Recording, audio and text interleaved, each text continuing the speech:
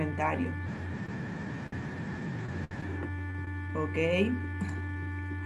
Es un producto de máquinas de resonancia y por lo tanto, como acto del ser humano, la literatura también, al igual que el teatro, que no deja de ser fragmento extenso al mismo tiempo que conciso, claro a la vez que confuso. Gracia Morales fragmenta la historia de una familia tipo, una pareja, dos hijos. Y en ese recorte cuenta episodios que vive una mujer golpeada por un marido que un viernes al mes se emborracha en el bar de la esquina.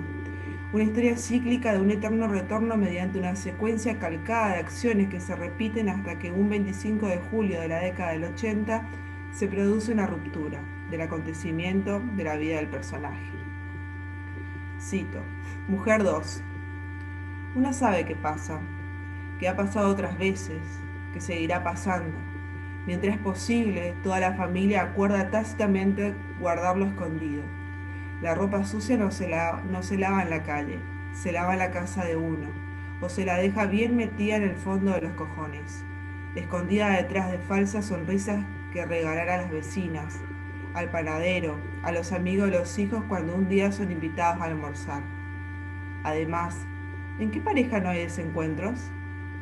La convivencia es difícil, ya se sabe. Realice usted una encuesta y entenderá lo que le digo. El que esté libre de pecado, que tire la primera piedra.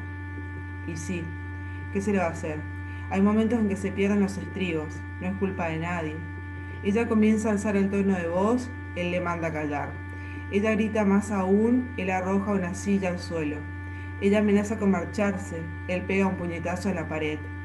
Puede ser ella quien dé la primera bofetada y después se aleje, andando hacia atrás, consciente de que él es más fuerte, de que empezarán los golpes, de que habrá que meterse debajo de la mesa o correr hacia el baño y echar el cerrojo y esperar que se agote aporreando la puerta. Yo la escuchaba acurrucada en la cama queriendo dormirme pronto para que fuera ya el día siguiente.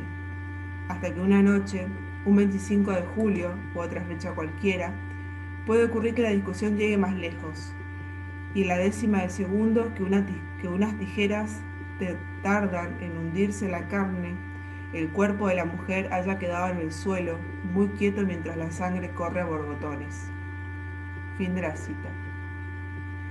La decisión de nombrar a los personajes como mujer 1, 2, despojado de una identidad particular y con una numeración para distinguirla, es una muestra de la multiplicidad de esta historia, de una mujer, de su hija, de una familia que acá es la de Clara y Mercedes, de un barrio, de una sociedad, pero es la historia de tantas mujeres a la vez.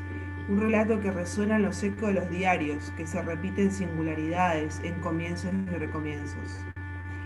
En Como si fuera esta noche, reconocemos lo que Deleuze comprende como acontecimiento ideal, es decir, un conjunto de singularidades, de puntos singulares que caracterizan una curva matemática, un estado de cosas físico, dos personas psicológicas y morales con sus puntos de retroceso, de inflexión, de fusión, de condensación, de ebullición, puntos de lágrimas y de alegría, de esperanzas y de angustia, puntos llamados sensibles. Cito, mujer 2. A los 15 años, mamá, papá ha salido de la cárcel. De todos modos, Pablo y yo vamos a seguir viviendo con la tía Encarna. Creo que papá quiere mudarse a otra ciudad. Mujer 1. Pero haz la letra despacito, que si no, luego no la entiendo. La mujer 2 escribe, 16. Concierto de Mecano. Mujer 2. A los 16, mamá, hoy me ha besado un chico de la clase en un concierto. Me ha dado un poco de asco porque me metía su lengua adentro y la movía. ¿Siempre es así? Yo no quiero que los besos me den asco. Mujer 1. A ver, leche. 4 litros. A 50 pesetas cada uno. ¿Cuánto es? La mujer 2 escribe 17. Trabajo clínica. Mujer 2. Mamá, creo que voy a dejar los estudios. Me han ofrecido un trabajo, recibiendo a los pacientes de una clínica dental. Mujer 1. Fruta. A ver si los plátanos están baratos, que es lo que más le gusta a tu padre. Pon que me gaste unas 70 pesetas. Mujer 2. Ya sé que tú querías que hiciera una carrera y todo eso, pero es un trabajo bien pagado y me deja tiempo libre. A primera vista, los monólogos de cada personaje comportan dos acontecimientos, que en el pasaje de la voz de la mujer 2 se disemina en cada momento ideal de su vida a la manera de fragmentos interrumpidos, microcosmos, trozos sueltos, bloques que coagulan en sí mismo, se cargan de singularidad en un tiempo-espacio cósmico. La fragmentación como índice del acontecimiento surge de la discontinuidad, del quiebre de la historia y la inclusión de un injerto como apertura que torna la ficción en la puesta en escena móvil, cambiante, múltiple. La obra inicia con la mujer 1 buscando un dedal, monologando consigo. En otro plano, la mujer 2 que introduce el acontecimiento con el desplazamiento del cuerpo en el espacio escénico. Luego viene el diálogo, la mujer 1 con una persona que no aparece en escena sobre un pedido de costura. En el otro universo, la mujer 2 habla con Raúl, su pareja, por teléfono, sobre la necesidad de encontrarse, de noticiarle algo importante. Se trata de la paradoja del monólogo, del efecto de sentido que se construye en cada microescenario, en cada acontecimiento particular. El fragmento no deja de interrumpir. La reanudación de la voz para sí en la mujer 1, la teatralidad en la simulación de la conversación de la mujer 2 con Raúl a través del grabador. El punto de inflexión, la aparición de la canción que permea los límites del cronotopo singular para dar lugar a un tercer espacio cósmico. Las dos mujeres cantando juntas, se unen en el escenario, bailan, cada una permanece en su mundo, pero también en el del otro. El monólogo va y viene de una superficie ficcional a otra, se torna diálogo con otra niña, con otra madre recuerdo. Como observamos en el ejemplo anterior, en el recuerdo de ambas sobre un pasado próximo, reiterado, melancólico con la figura de Fernando, feliz con la de su hija en Mujer 1. Un pasado más alejado sobre la madre, los juegos de la infancia compartidos, su muerte. Cito. Mujer 2. ¿Te acuerdas de cuando jugábamos a la rayuela? Mujer 1. Sí, claro. Mujer 2. Tú hacías el dibujo en el suelo. Mujer 1. Y tú buscabas una piedra adecuada. Mujer 2. Ni muy grande ni muy pequeña. Mis amigas se extrañaban de ver a una madre saltando. Mujer 1 comenzando a jugar. Abajo la tierra. Mujer 2. Arriba el cielo. Mujer 1. Y para llegar arriba hay que ir despacio, pasito a pasito, sin impacientarse. Golpeando con suavidad porque si no, la piedra se sale del dibujo y has perdido. Mujer 2, pasito a pasito. Fin de la cita. Cada monólogo como singularidad se prolonga y se extiende en una dirección determinada, se cruza, se confunde, se desarrolla hasta la velocidad, hasta la vecindad de otra singularidad para construir un mundo en dos espacios y tiempos distintos. El mundo de Mercedes y de Clara es infinito en la convergencia, porque cada acontecimiento se divide sin cesar en un movimiento aleatorio, cíclico, propio del eterno retorno. Cada uno es un acontecimiento, un segmento de su historia, de la cultura, de la sociedad patriarcal. Cada acto de los personajes en su individualidad y en su construcción con el otro, ausente, presente, conforma una identidad única y plural. El teatro fragmenta la estructura del avión de Lesiano, un tiempo pequeño, continuo, pensable, que se divide en pasado y futuro inminentemente, que subyace en la superficie. Los cuerpos existen en el espacio y solo el presente en el tiempo, son causa y la unidad de las causas corresponde al destino, en la extensión del presente cósmico. La superficie es el lugar del sentido y la expresión. Como artefacto de análisis nos permite una lectura de doble entrada, desde el espacio ficcional, es decir, en un sentido literal, un taller de costura en la mujer 1, un departamento para la mujer 2, en una mirada filosófica, cada personaje como superficie acontecimiento que comporta una historia, una lengua, un cuerpo. Y desde el espacio escénico, al inicio de la obra leemos, desde un espacio ficcional y desde un espacio escénico. Desde ahí miramos la superficie. Cito, el escenario debería simular un espacio un tanto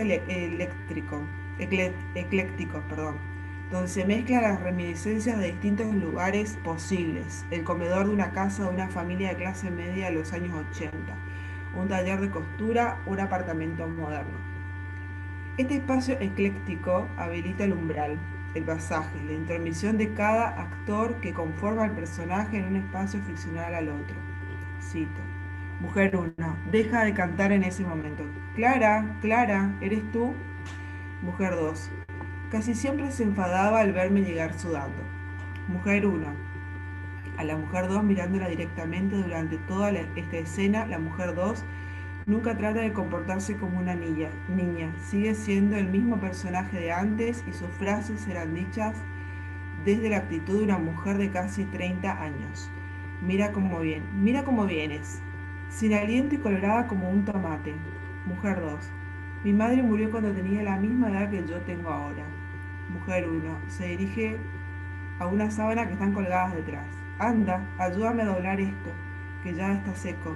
Mujer 2. Se pone a doblar las sábanas como en una especie de danza, cruzándose, pasándose una bajo la otra mientras hablan en un tono normal.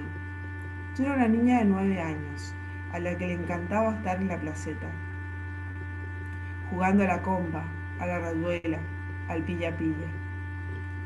Fin de la cita. El tiempo es el instante del presente eterno que comporta el teatro como forma fragmentaria.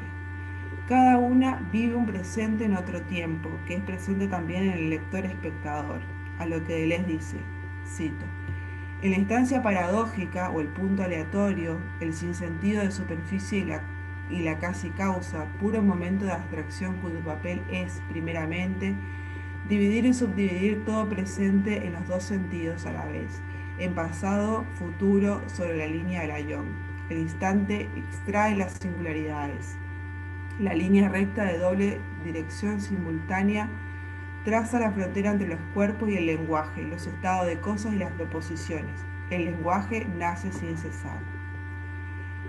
Para cerrar, solo quisiera agregar que este trabajo eh, forma parte de una lectura que ya había realizado en relación con la teoría del fragmento y del acontecimiento desde la teoría deleuziana, desde la narrativa, y que en este momento estoy entrando en un universo, dentro del universo teatral, y desde ahí estoy como explorando nuevas textualidades para poder pensar estos conceptos que me parece que son sumamente interesantes. Bueno, eso es todo.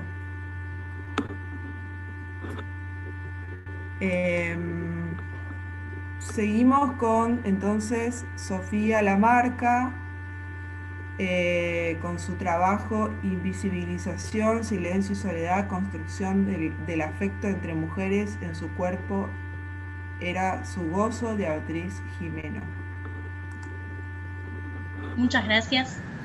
En principio, quería decir que esto responde a una investigación que ya vengo realizando sobre las representaciones de la identidad de género y la identidad nacional en ciertas novelas contemporáneas, y estoy en un estado de la investigación en donde estoy justamente explorando de qué manera se pueden producir desvíos en esa construcción normativa.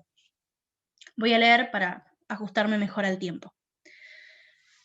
Según la teórica Monique Wittig, los discursos heterosexuales oprimen a las mujeres y a las lesbianas en la medida en que se les niega la posibilidad de hablar si no se lo hacen sus propios términos del régimen normativo.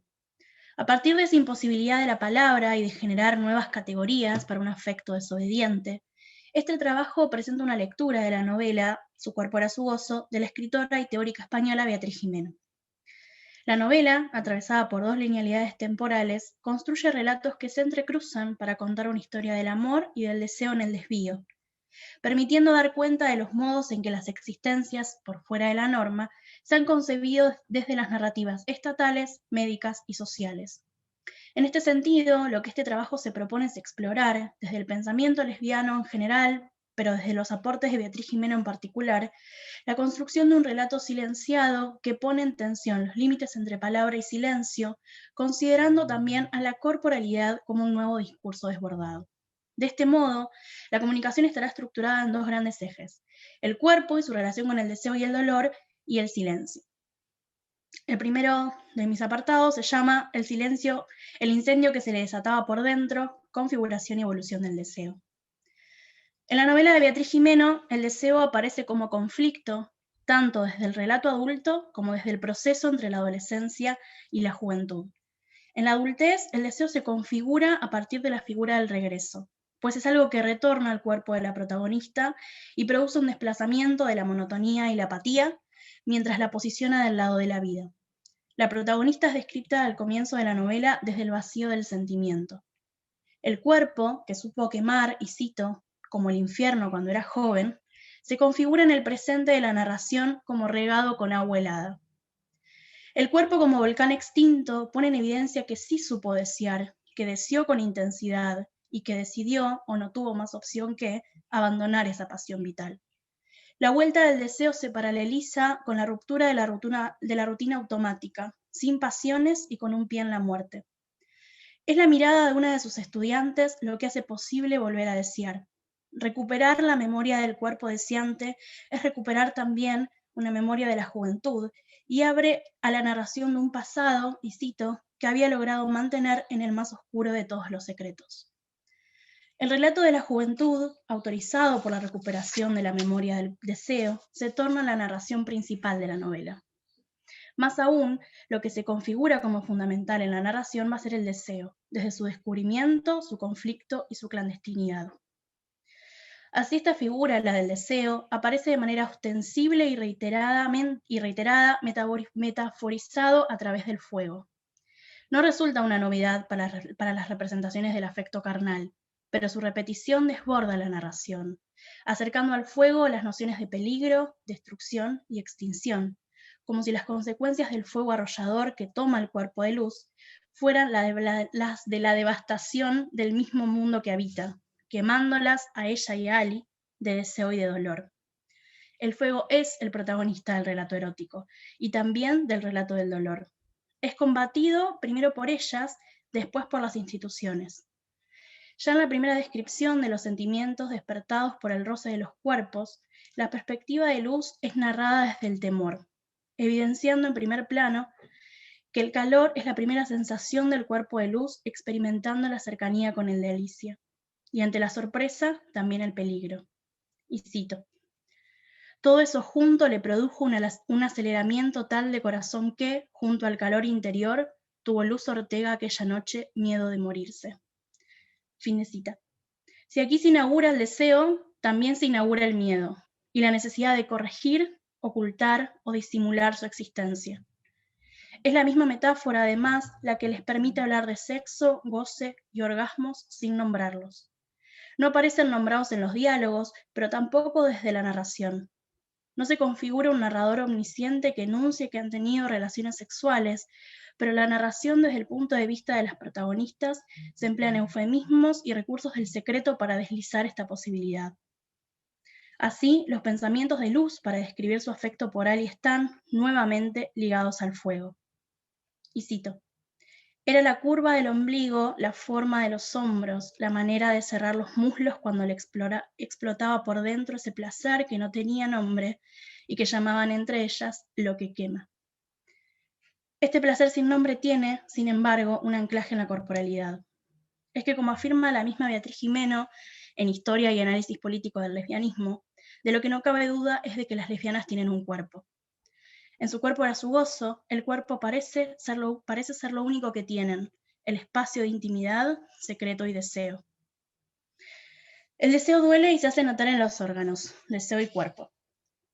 Así como se sostuvo que el fuego era pasión, pero también era peligro, el cuerpo es quien alberga también la desesperación de la separación, de la clandestinidad y del dolor. La novela oscila en considerar el deseo y el dolor como dos extremos por un lado, y por otro los construye como si se trataran de conceptualizaciones gemelas. Y cito, Luz acuesta y se despierta con el cuerpo dolorido de tanto desear, porque el deseo duele y se hace notar en los órganos. En esta cita, justamente, es donde puede observarse esa tensión entre un cuerpo que desea y que duele.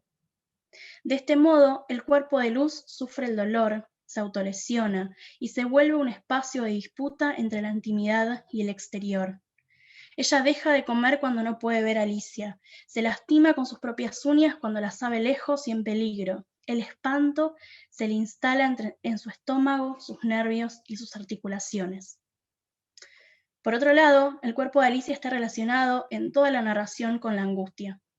El dolor que la aqueja es un dolor vinculado a la tristeza.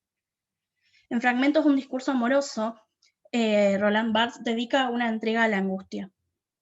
Allí escribe, y cito: el sujeto amoroso, a merced de tal o cual contingencia, se siente asaltado por el miedo a un peligro, a una herida, a un abandono, a una mudanza, sentimiento que expresa con el nombre de angustia. Y esta cita se nos presenta útil, sobre todo, al prestar especial atención a la asociación del miedo, la angustia y el amor en la misma conceptualización. En su cuerpo era su gozo, el miedo se resignifica como una consecuencia directa del estigma y la clandestinidad. De este modo, el modo apesadumbrado de Alicia de evitar su relación con Luz está relacionado con la culpa y el miedo al castigo. Sin embargo, como sucede con el deseo, el modo de construir esta angustia del personaje no es a través de sus diálogos o sus intervenciones verbales, sino descritas mediante el silencio y puntualizada en los efectos de estas afecciones sobre el cuerpo. Es un lenguaje anclado en el cuerpo, lo que permite conocer las profundidades y las consecuencias de la tristeza estructural y construida que parecen formar a Alicia. Y cito: Ali era la que a veces se despertaba en medio de la noche con una angustia agarrada al pecho como una garra, con negros sentimientos sobrevolando el futuro. La narración no propone diálogos alrededor de la angustia y el dolor, pero profundiza en la descripción de los usos de esa angustia en el cuerpo. Un cuerpo que es femenino, pero que también es animal, que sobrepasa la angustia que un cuerpo puede tolerar. Placer que no tenía nombre. De este modo, es posible afirmar que el deseo se configura tan omnipresente como silenciado. Para las protagonistas de Su cuerpo era su gozo, no hay palabras para nombrar el deseo. Y cito: Luz esperaba que pudieran hablar del deseo, palabra maldita e impronunciable, de lo que sentían cuando se acostaban desnudas en la cama, cuando se acariciaban, del placer, de los besos y de la necesidad también, de las necesidades de la una y de las necesidades de la otra que se habían depurado con los años. En la cita anterior, el cuerpo demuestra más experticia que la palabra. Entre ellas, como sujetos en relación, saben más cosas sobre sí mismas y sobre cómo direccionar el placer hacia la otra que lo que son capaces de volver palabra dicha y comunicación verbal. El goce radica, como indica el título de la novela, en el cuerpo mismo. No son ajenas a las derivas del deseo, al perfeccionamiento del placer, aunque parecieran esforzarse para que nada de eso se fugara en su discurso. Silenciando, de esta manera, los saberes enraizados en el cuerpo, tan poco jerarquizados que no se legitiman su propia configuración identitaria. Son parte, en suma, de un silencio que las antecede, de una no genealogía del deseo desviado. Las palabras que sirven para nombrar el amor y el deseo parecen solo funcionar para subjetividades obedientes a la heteronorma.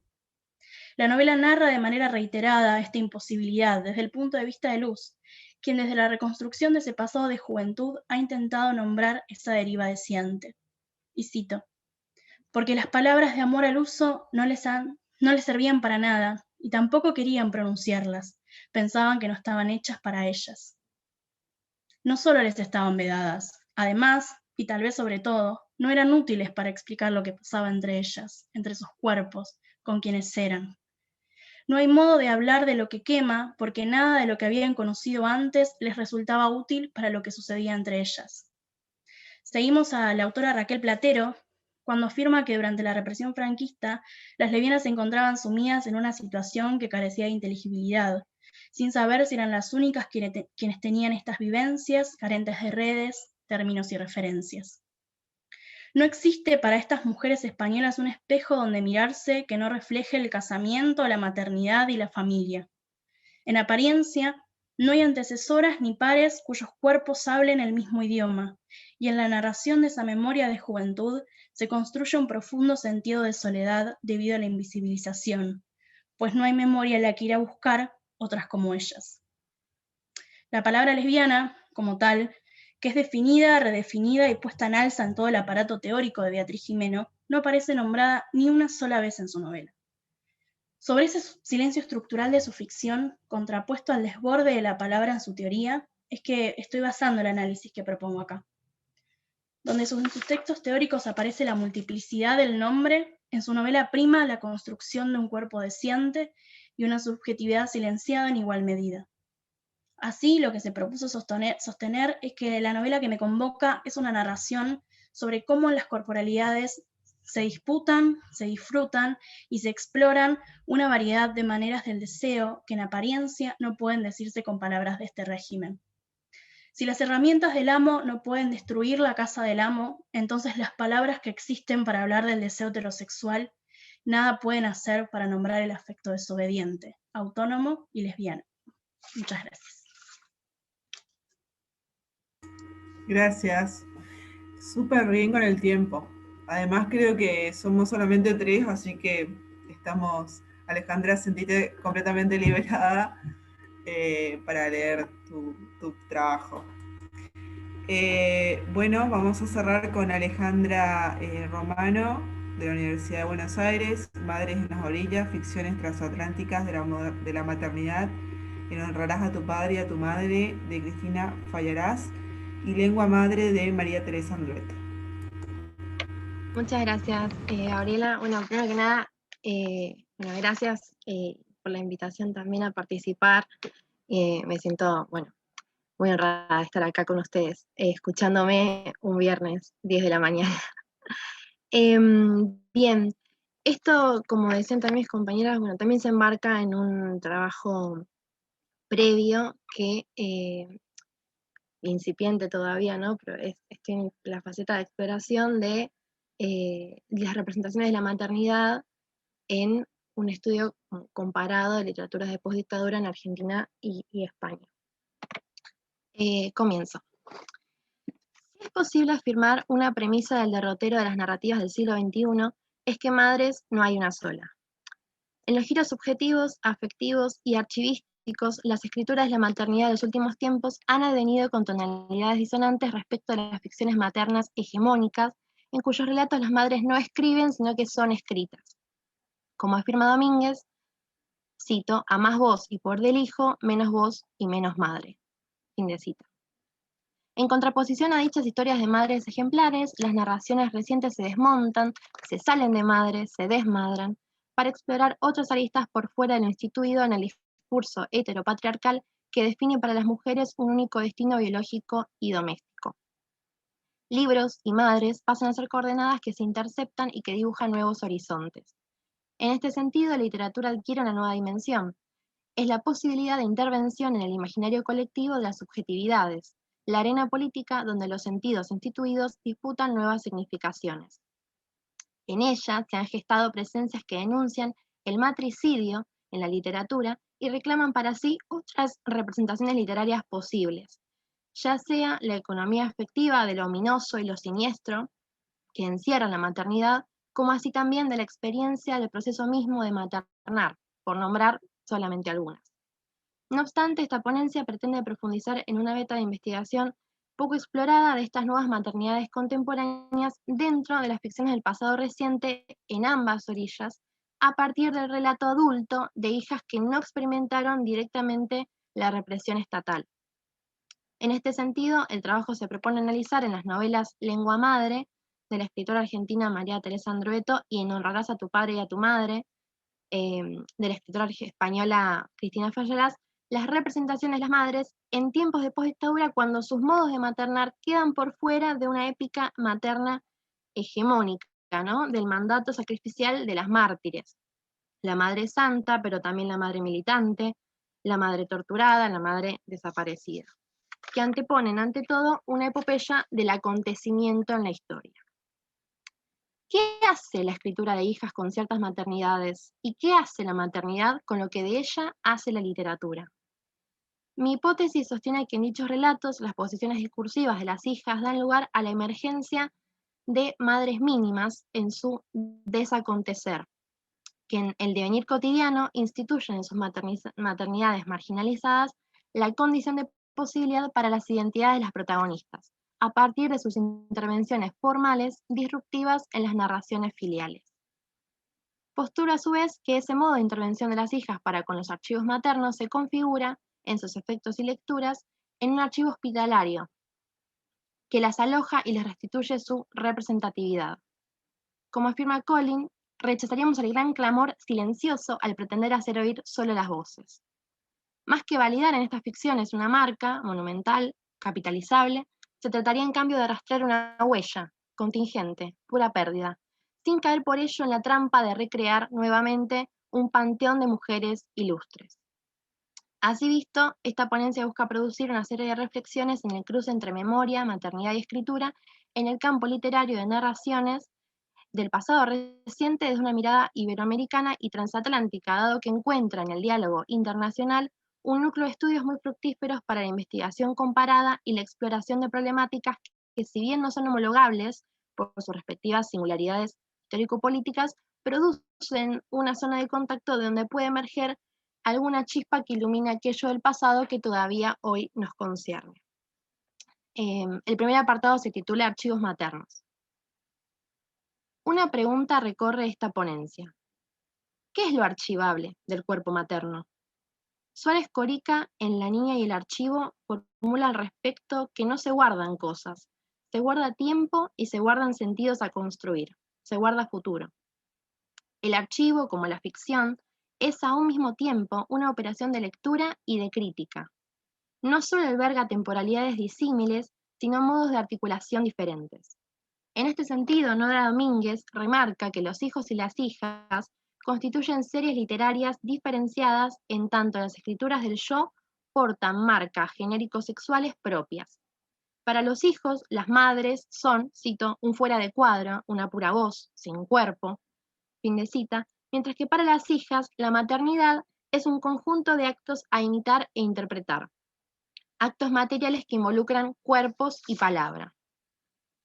Esta interpretación puede extenderse al trabajo de archivo en sí mismo, ¿no? Los hijos son los arcontes, la acepción de archivo arqué, entendida como mandato o norma, no archivan a la madre en cuanto tal, sino lo que de ella se deduce que la madre debe ser.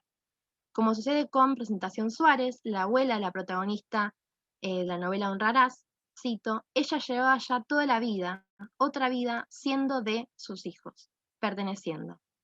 Fin de cita. El montaje falocéntrico elimina la identidad de sus antecesoras y minoriza sus genealogías. En cambio, el archivo de las hijas se convierte, en el término de Sumurk, en un archivo hospitalario. Da cuenta de un espacio donde se albergan posibles vidas del pasado y también, cito, donde se alojan experiencias a las que podemos revitalizar, oxigenar y darles vida otra vez. Fin de cita. Una convocatoria de interlocutoras válidas del mismo lenguaje que las hospeda incluso en lo que en ellas pueden tener de hostiles, como recuerda Julieta, la hija de lengua madre a quien, cito, con palabras la hirieron y la amaron. Fin de cita. O como Cristina, la hija de Honrarás, para quien la madre pronuncia mentiras de su pasado con esa vehemencia que seguirá aplicando a la realidad hasta el final de sus días. La transmisión materna no está exenta de rispideces y contradicciones. En latín, la etimología mater permite el juego con las palabras madre y matriz. Así, la madre no es solo aquello que se nombra, de la cual se habla, sino al mismo tiempo la estructura fundante de la experiencia. Como sostiene Vilches, la madre, cito, funciona como el otro para quién, por quién y desde quién se enuncia, en ficciones que dan llamar matergrafías. En tanto, textos que dan vuelta alrededor de la mater, textos donde la escritura del yo está firmada por ella. Aquí se entroncan las geografías maternas con la autoficción en la tarea imposible de toda fabricación literaria. La, cito a Regine Robin, la deconstrucción de la ilusión biográfica y de reconstrucción de un lugar de verdad. En esta línea, estas escrituras autobiográficas, en mayor o menor grado de la maternidad, asumen en esa posición discursiva a la madre como la primera otra significativa de la subjetividad, donde su condición de posibilidad se funda en la matriz materna, en aquello que es su origen, que antecede la palabra escrita y que es a la vez el grado cero de toda escritura. En lengua madre, la madre inaugura el inicio de la novela al ser su voz, la que como el ídolo de Ariadna, conduce a su hija Julieta por su historia íntima y personal a través de los intercambios epistolares a lo largo de su vida familiar en un camino de reconstrucción de la memoria e identidad de ambas. Cito, ella es, hoy, a poco de morir su madre, una hija que la está buscando, una hija que hace nacer a la madre entre unos papeles, unas cartas. Fin de cita. Por el contrario, en la novela Honrarás, la madre es convocada casi ya en el final, donde paradójicamente cierra y abre sentidos, originando todo el proceso de escritura de la novela. Si la construcción subjetiva de la hija inicia con un deseo de búsqueda de su pasado, y así inicia la novela, cito, me llamo Cristina y he salido a buscar a mis muertos, fin de cita, son las palabras maternas las que concluyen la narración que el yo ficcional despliega en torno a un fusilamiento familiar silenciado por los pactos de olvido, a la vez que sirve de estructura fundamental para que la narradora pueda resolver el enigma íntimo y colectivo de su genealogía trunca. Cito, qué alegría, hijica, no se puede tener miedo de los muertos. Hay demasiadas cosas que preguntarles como para andarse con esas tonterías. Fin de cita. De esta forma, las hijas, en su dimensión abierta, recuperan a sus interlocutoras y salvaguardan a la vez que trastocan sus herencias, sus dones, eligiendo formas distintas de hacer hablar al espectro. El mismo hilo que sirve para tejer un pasado también funciona para desarmarlo. Tanto Lengua Madre como Honrarás indagan en un archivo familiar a fin de establecer un diálogo con sus muertos desconocidos, de hacer habitables o no los parentescos y de reelaborar a través de la escritura de una generación que busca pertenecer. Para Julieta, la protagonista argentina, su madre Julia es la viva imagen de una ausencia, más no de una desaparición. Una mujer que declina su maternidad y la abandona con sus abuelos para correr detrás de una idea, y que tiempo después, ya en democracia, hace de su relación mediada siempre por cartas una presencia difusa e incompleta. No obstante, contraria a la profusión de manifestaciones artísticas sobre la memoria de los padres, donde se reivindica la lucha militante setentista hasta sus últimas consecuencias, la dimensión épica del compromiso político de Julia queda elidida de la trama discursiva central de la novela y solo en contadas ocasiones es aludida, ya por Emma, la abuela, cito, ¿por qué Cristo te habrás metido en política si te hubieras quedado lo más campante estudiando nomás, sin meterte en ese bendito centro de estudiantes? Tuviste que salir a gritar a los cuatro vientos. Fin de cita. O por Julieta, su hija, cito, una mujer que vive sola, una hija que olvida a su madre, una madre que abandona a su hija. Revolucionarios de cualquier pelaje, a la vez voceros de las ideas y de los sentimientos más egoístas.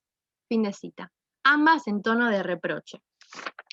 Lejos de las representaciones de ficción más convencionales del compromiso político de izquierda, Julia resiste en un incilio que la obliga a parir en el sótano de una casa en Trelew, entregar a su hija al cuidado de sus padres en Córdoba, mantener una máxima discreción de su paradero y ocultarse para sobrevivir, dada la sentencia de tortura, muerte y desaparición que significaba en la época de la dictadura cívico-militar ser considerada una subversiva. La correspondencia es el método que encuentran las tres generaciones, abuela, madre e hija, para mantenerse en contacto. La maternidad, por tanto, no es cuerpo a cuerpo, sino letra a letra. La dimensión performativa de la palabra es lo que entra en juego en la construcción de esa relación distante y mediada. De la madre, como sostiene Tamara Kamensain, se aprende a escribir. En sintonía, Cristina, protagonista de Honrarás, también ha salido a buscar a sus muertos, en un vagabundeo errático por el Gran Oasis Park de Barcelona, urbanización setentista y espacio retóricamente inmunizado del germen rojo republicano, donde acontece gran parte de su infancia y juventud. Sin embargo, casi como una tragedia griega, el destino encierra una traición y un secreto en su estirpe. El enigma de la novela no es otra cosa que la historia del fusilamiento de su abuelo paterno republicano, Félix Fallarás, a manos de su abuelo materno, el coronel franquista Pablo Sánchez Juárez Larqué. Una familia escindida, cómplice de la perversión y la impostura. La madre, hija del padre fascista. El padre, huérfano de su padre. En su errar, vuelve sobre la elaboración de un relato que compense la ignorancia de su linaje de su no abuelo. La clave de la identidad, su matriz, reside en una anécdota familiar que su madre, cito, la nieta del muerto, deja caer del mismo modo que maneja los cubiertos de plata convirtiéndolos en objetos que no existen, afirmaciones que no contienen palabras. No se puede cambiar lo que no existe. Fin de cita. A pesar de que la herencia familiar entra en descomposición al confesar indirectamente como mito esa historia clandestina, la palabra materna, instituyente aún en su corrupción, pone a rodar los guijarros de la propia identidad. Y ya en el último apartado se llama Madres en las orillas, ¿no? Formas de la memoria oblicua.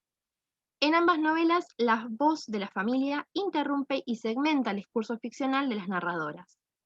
Esto guarda relación con el procedimiento de narración memorial, que como todo proceso de recuerdo y olvido, se sabe fragmentario e incompleto.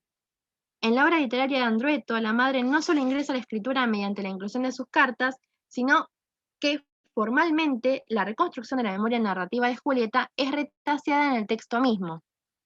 Dicho montaje retórico permite pensar una fragmentación doble, la de la novela, pero también la del pasado. El cuerpo dividido del texto es, en las palabras de Arán, el cuerpo dividido de la memoria.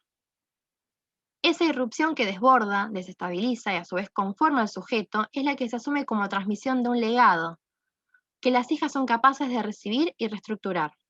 Cito: regresa una por una a las cartas que había leído, cartas que después de leer perfora y acomoda en orden cronológico en una carpeta. Vino a desarmar la casa de su madre. Fin de cita. De un modo similar, acontece en la ficción narrativa de Cristina Fallarás el trabajo literario con la forma textual. La escritura errática de una narradora que indaga en los procesos de transmisión de los traumas sociales y las memorias heredadas de la guerra civil a partir de su genealogía familiar es atravesada por la historia de los hechos factuales de la misma, subdividida en 3 secciones: el asesinato, el coronel y la familia, que se van intercalando temporalmente desde el fusilamiento del republicano Félix Fallarás hasta el ocaso decadente de su asesino Pablo Sánchez Larqué. En este sentido, Ana Casas lee un procedimiento memorial de exhumación simbólica que restaura no solo una genealogía horadada a partir de la muerte clandestina del abuelo, sino una narrativa de pertenencia.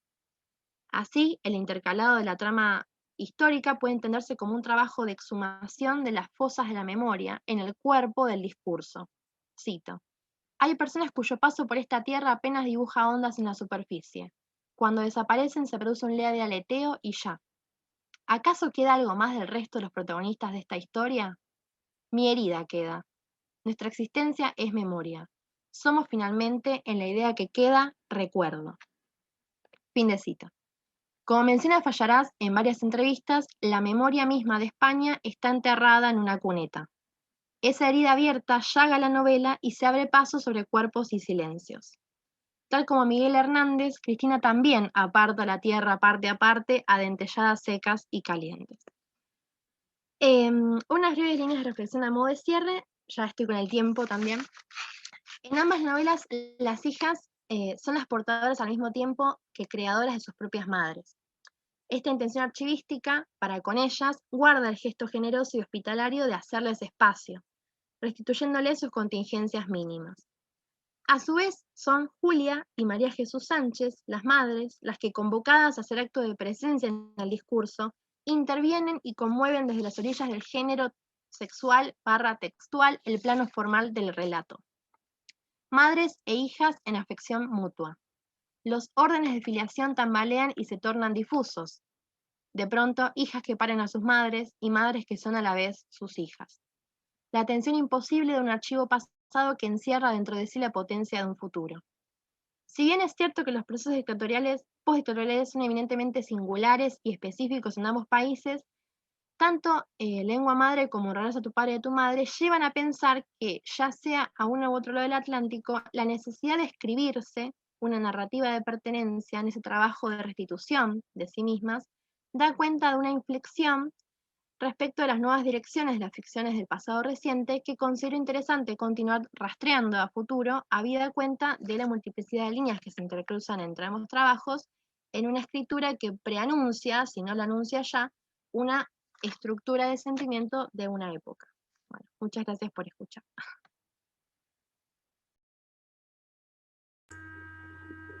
Bueno, muchas gracias. Abrimos el espacio para la conversación o para preguntas. ¿Puedo intervenir? Sí, por supuesto. Gracias, Gabriela. Bueno, en primer lugar quiero felicitar a las tres ponentes. Como yo decía ayer en el acto de apertura, lo que a mí me gusta que pase en estos procesos es que pase algo, ¿no? En términos de acontecimiento. Y me parece que en esta mesa acaba de pasar eso. Yo ayer convocaba a la gente que participaba en estos congresos por primera vez, supongo que Alejandra y que Sofía, no sé, Gabriela, después me lo aclaran, supongo que estarán participando por primera vez, y eso me parece fantástico, ¿no? Y a pesar de que yo ya tengo una historia en esta asociación, me voy de esta mesa con un montón de títulos de novelas que no leí, ¿no? Y que claramente ahora quiero ir a leer. Quiero señalar, en primer lugar, el cuidado de la escritura de las tres ponencias, ¿sí? Las tres ponencias están muy bien escritas, están muy bien comunicadas, muy bien. Supongo que ahí está detrás la mano de los maestros, ¿no? Que todas ustedes señalaron, ¿sí? Eso lo quiero plantear. Tengo no son preguntas, sino son más que nada curiosidades, sobre todo para Sofía y para Alejandra. Digo esto porque Gabriela lo aclaró en el comienzo de su exposición, que planteaba que este trabajo que ella presentaba formaba parte de un proyecto de investigación, ¿sí? Y que en su trayecto o en su recorrido personal, Gabriela lo que está haciendo ahora es desplazarse hacia el teatro, ya habiendo trabajado la cuestión de la narrativa. Pero en el caso de Sofía y en el caso de Alejandra, me gustaría saber si esto se enmarca en un proyecto mayor, si es una inscripción, si es una tesis, qué formato tiene, simplemente por curiosidad. Planteo esto y después charlamos los tres. En el trabajo de Sofía me interesó mucho la categoría de desvío, ¿no? Ella plantea esta idea del desvío en la representación del género y la nacionalidad, ¿no? Supongo que inscriptos son los trabajos que viene desarrollando la Universidad de Buenos Aires, específicamente con la guía de Marcelo en esta línea. La pregunta que tengo, Sofía, para hacerte, porque no conozco ese texto, es si ese desvío que aparece allí, que vos señalás en términos de género y de nacionalidad, también se presenta en la novela en términos de autofiguración. ¿Por qué digo?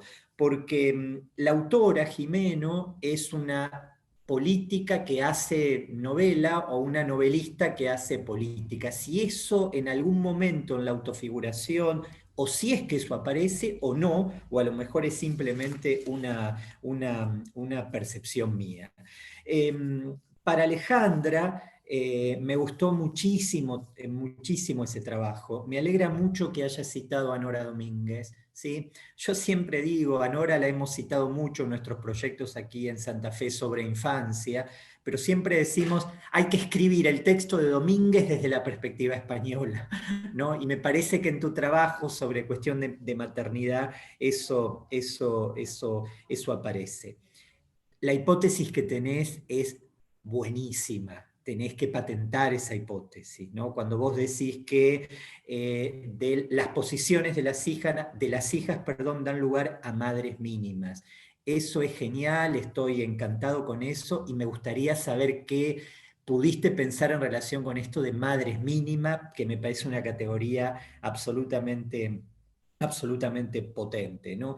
Y si hay que encontrar una línea común en las tres ponencias, aparecen todas esta idea del desvío. En el caso de Gabriela, de la novela al teatro, en el caso de Sofía, de las representaciones canónicas a las disidencias, y en el caso de Alejandra, de las figuraciones canónicas de la izquierda hacia otras nuevas maneras de pensar esta cuestión. Si quieren charlamos, pero no quería dejar de felicitar porque realmente me pareció muy, muy interesante lo que escuché. Sí, hay futuro para el hispanismo.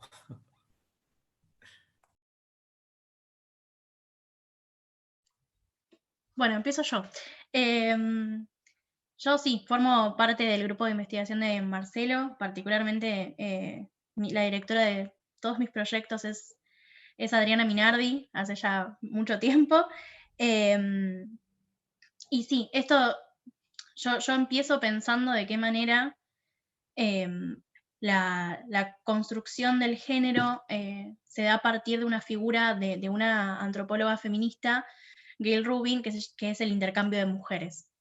Y lo que yo veo ahí es de qué manera ese intercambio de mujeres no solo está fundando género, sino que también está fundando nacionalidad. Específicamente en una novela de Carmen Martín Gaite, Entre visillos, en donde un espacio como el casino, en donde los futuros militares y los futuros políticos que allí están se están disputando a las mujeres que los van a acompañar. Y bueno, lo que fui explorando fue eso en distintas novelas de la época y de la autora, hasta que llego a Mi Guerra de España, de Mica Echevere, en donde lo que yo veo es que esa construcción de género y construcción identitaria nacional, ahí se produce el desvío en una protagonista transnacional y que abandona los roles de género en el mismo movimiento. Luego de eso llego a las ficciones, como diría Laura Arnés, a las ficciones lesbianas, en donde aparece esta figura del afecto entre mujeres, que se confunde la amistad con el afecto y el afecto sexual, y qué es lo que viene pasando ahí. Por eso llego a esta novela y a estas hipótesis. A mí me llama mucho la atención, en principio, la construcción de figura de autor de Beatriz Gimeno, y de qué manera para mí es evidente toda su formación teórica sobre el movimiento lesbiano, además de su experiencia política y vital en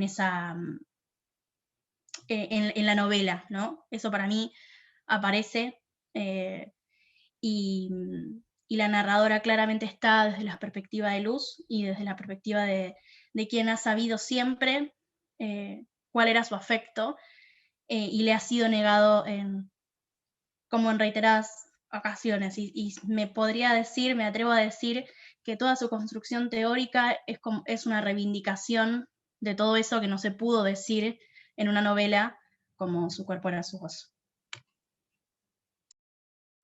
Gracias, Sofía, gracias, muchas gracias.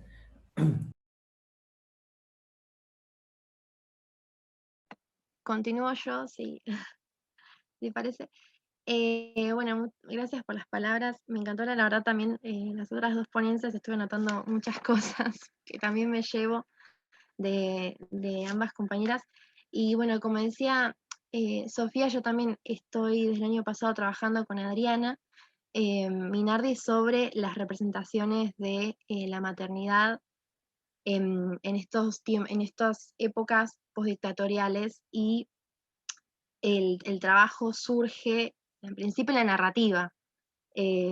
Como el puntapié inicial es el corpus, porque ya me han dicho corpus filmográfico, digamos, fílmico y también poético, y ya, bueno, se me desbanda, o sea, con lo que a mí me cuesta recortar, se me amplía muchísimo el espectro y, bueno, al mismo tiempo las posibilidades, ¿no? Pero bueno, las hipótesis. Así que inicialmente comienza acá, ¿no? En las narrativas y puntualmente en novelas.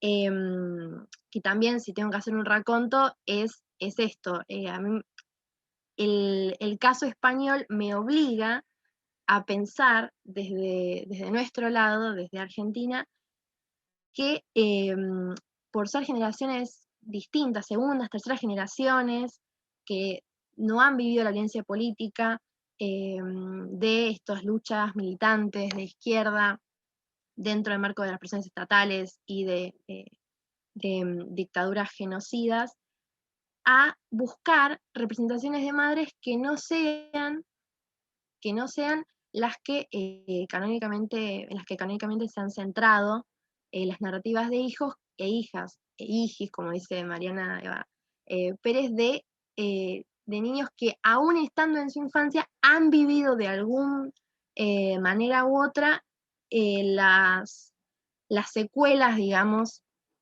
de la violencia dictatorial. Y esto de las madres mínimas, bueno, es un poco un intento por encontrarle una nomenclatura, un anclaje conceptual teórico a los abordajes que yo veo que aparecen desde las orillas. O sea, en el juego de las madres de las orillas aparecen en los márgenes textuales, pero no dejan de ser constituyentes al mismo tiempo de todas las novelas. En ambas son las madres las estructuras matrices fundantes de todo lo que viene después. Y bueno, a mí me llama la atención que justamente eso, que es tan evidente y tan patente, no haya sido abordado, no haya sido levantado por lo que yo pienso que es esta idea de que si no deja huella o una marca, digamos, monumental, no, no se ha visto o no se ha elaborado de esa forma todavía.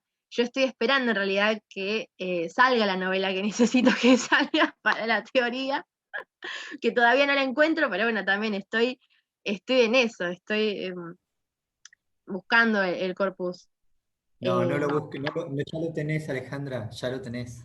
Esto te lo va a decir Adriana también, pero ya lo tenés, claramente. Todas tienen el corpus, no esperen. Hay que lanzarse y por eso es fantástico que se hayan animado a presentar estas hipótesis.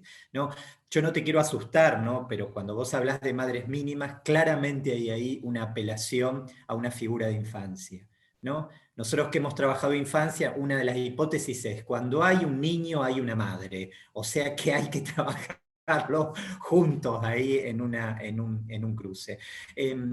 Tal vez te pueda servir, no sé, te lo digo así medio rápido, todos los trabajos, yo conozco de la línea española, los trabajos de Luz Souto sobre el tema de niños apropiados por el franquismo, tal vez allí haya, perdón, una línea. No sé si tanto Sí. Alejandra como Sofía, o si lo dijeron no lo registré, esto es en el marco de una inscripción, de una tesina de licenciatura, es una parte simplemente de un trabajo de investigación como auxiliares, no lo sé a eso. Porque, a ver, lo pregunto porque yo en realidad veo tesis ahí atrás. Veo tanto en el trabajo de Sofía como de Alejandra, ahí hay una tesis, claramente. Por eso digo, no esperen el corpus, ya lo tienen, ya lo Me tienen. meto, Germán, acá me Sí, Adri, meto. por favor, dale. Gracias por haberles dicho que paren. Gracias, porque si no, no cortan más. Bueno, ambas son adscriptas.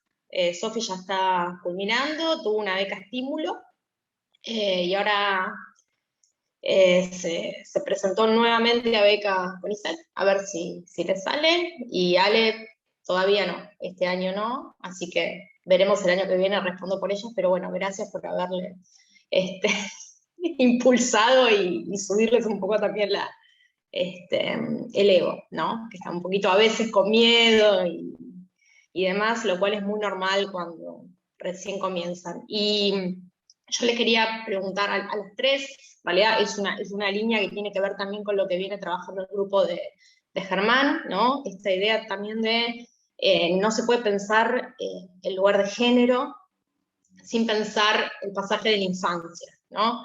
Entonces ahí arrojo quizás esta idea, ¿no? de pensar las infancias como prótesis de origen, ¿no? Instituyente, performativo, pedagógico, y cómo ustedes, o qué lugar, o qué función ideológica, ¿sí? están viendo dentro de sus propios proyectos a ese lugar de la infancia.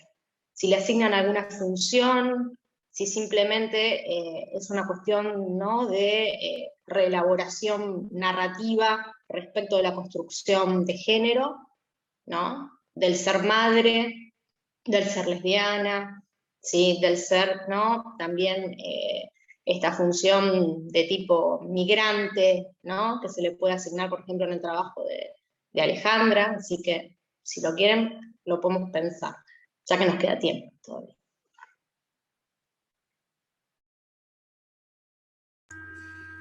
Bueno, yo quiero agradecerle a Germán por considerarme joven. En realidad, a diferencia de las chicas, yo ya estoy corrigiendo mi tesis doctoral y que hice con otro tema. Y bueno, y ahora estoy como corriéndome porque vieron que cuando uno investiga mucho algo, te cansás y decís ya no quiero más y te vas para otro lado. Entonces estoy, digamos, corriéndome al teatro, que también es un lugar de búsqueda y de placer personal. por ahí, respondiendo un poquito a lo que preguntaba Adriana, en mi caso, yo en realidad es la primera vez que abordo esta temática en cuanto al tema, digamos. Mi lectura fue un poquito más estructural desde el punto de vista de los conceptos de fragmento y acontecimiento, que son dos conceptos que a mí me movilizan un montón para seguir buscando una nueva vía de investigación, porque bueno, ya quiero dejarlo de la tesis para otro lado y correrme, así que estoy en eso, digamos. Y cuando decidí trabajar este texto, además de encontrar esto que a mí me interesaba mucho desde el punto de vista de la escritura teatral, lo que estaba mirando en realidad, ahora que lo decís, tengo ganas de ponerme a buscar, digamos, pero sobre la infancia, pero en realidad lo que yo estaba leyendo era la historia de dos mujeres eh, en ese lugar de mujer, digamos, de búsqueda sexual y de violencia, porque bueno, una de las dos mujeres, que es la madre, o sea, hay una casualidad de que son madre e hija, digamos, pero este, los dos personajes atemporales, eh, pero digamos, el foco estaba un poco en la cuestión de la violencia doméstica. Eh, pero me parece súper interesante esta idea de explorar un poco la infancia en relación con este texto que les presenté hoy. Eh, y bueno, comparto también lo que dice Germán, ¿no? y lo que dice Adriana sobre las chicas. Me parece que ya tienen tesis ahí y ojalá que a Sofía le salga el CONICET, porque es muy importante para poder investigar. Yo tuve la beca y gracias a eso pude avanzar un poquito más. Eh, y bueno, y Alejandra, a full, metele.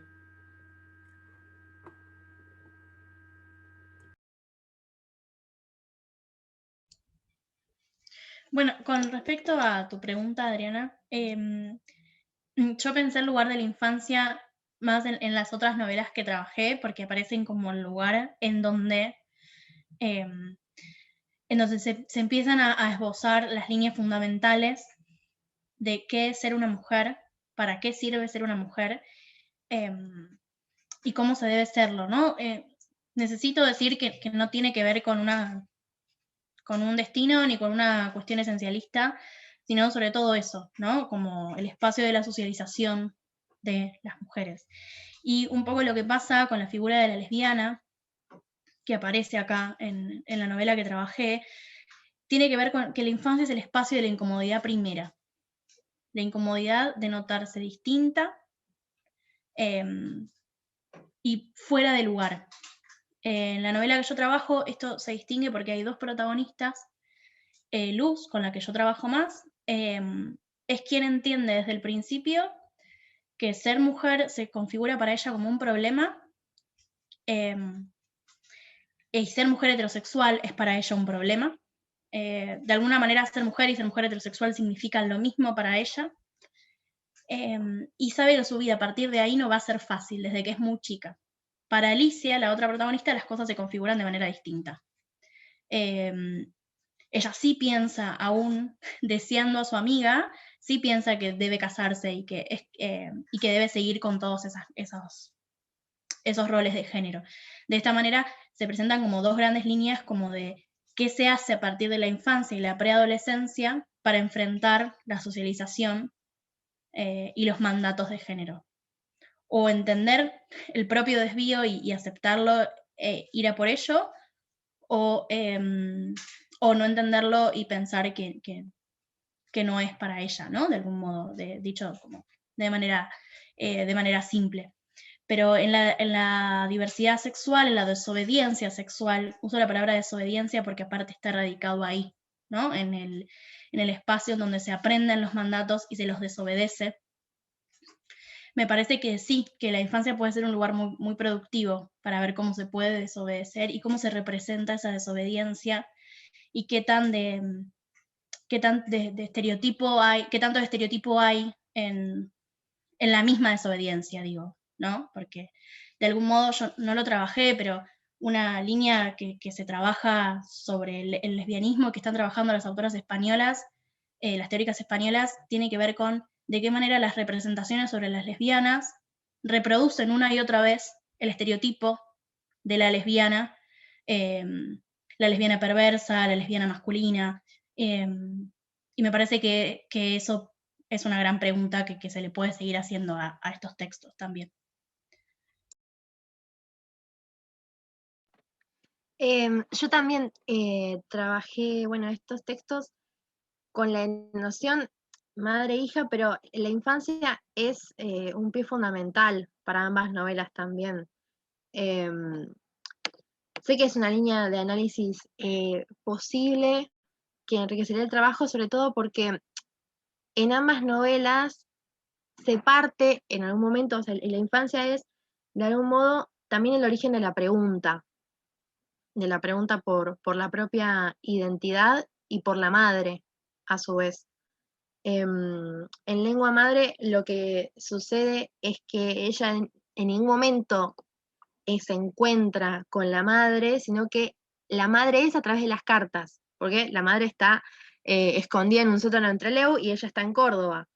Entonces ya uno podría pensar ahí, estoy pensando ya hipótesis, pero cómo la madre se escribe o cómo esa infancia se escribe porque ella empieza a leer también como necesidad de comunicarse con esa madre, como de poder responderle a las cartas y de escribir y de construir esa maternidad epistolar, podríamos suponer también, ¿no? Y que la infancia con esa otra se va construyendo en la palabra física.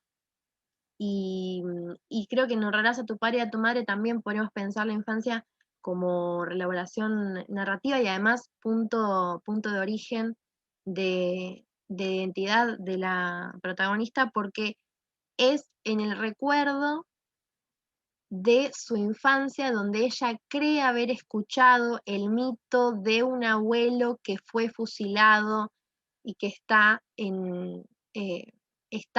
perdido en algún cementerio español en Zaragoza. Pero es un recuerdo, pero lo menciona así al pasar, pero no me parece gratuito también que ella vuelva al Oasis Park, que es un lugar en ruinas, pero es el lugar donde ha sido criada y donde su infancia circuló en muros de contención familiares, pero muros de también contención política, de las memorias, ¿no? Que en los procesos de la transición, van como emergiendo, así como burbujas, y van explotando, ¿no? Porque, ella un poco en la novela muestra eso. Pero me parece súper útil para trabajarlo también. Yo ya les digo, y esto los voy a comprometer, están sus directores, está Marcelo, está Adriana, está Mirta también, tenemos que hacer algo juntos, hay que hacer algún coloquio, algún intercambio de esto, claramente, ¿no? La virtualidad nos permite hacer esto, me parece, de manera más sencilla, así que para la segunda parte del año, más cerca de fin de año, algo armamos. Marcelo, Adriana, sí, Mirta, hagamos eso, claro que sí, porque esto hay que ponerlo a circular de una manera, porque más estamos pensando las mismas preguntas, ¿no? Nosotros ahora, pensando en desvíos, nuestro proyecto de investigación ya deja un poco la cuestión de la infancia y estamos entrando a la cuestión de la vejez, ¿no? Como para cerrar el círculo, ¿no? Y también las preguntas que ustedes traen tienen que ver con lo que nosotros estamos planteando. Así que vamos por allá. Gabriela, por supuesto que te invitamos también, convocamos a ese encuentro. Así que allí vamos. Muchísimas gracias de nuevo.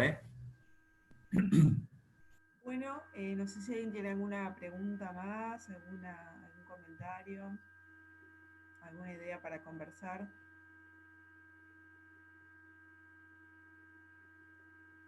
No, yo solamente agradecerles porque la verdad que fue un gusto haberlas escuchado. Me gustó el tono de cada una de las comunicaciones, tenían un estilo definido que además hacía que quien estaba escuchando pudiese seguir con atención aun cuando estuviese en ausencia ese texto que estaba siendo leído o cuando uno no conociese alguna de las novelas. Entonces me parece que es un tono y un hallazgo en la manera de comunicar que habla sobre preocupaciones más que claras. La verdad que lo destaco porque esta mesa me ha parecido sumamente rica y tomé apuntes y cosas que me ayudaron a pensar, bueno, lo que nosotros habíamos trabajado ya el año pasado, Germán, algunas cuestiones que uno sigue pensando, así que de verdad les agradezco este tiempo compartido.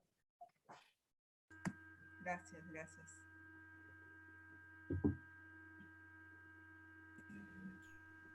¿Alguien más?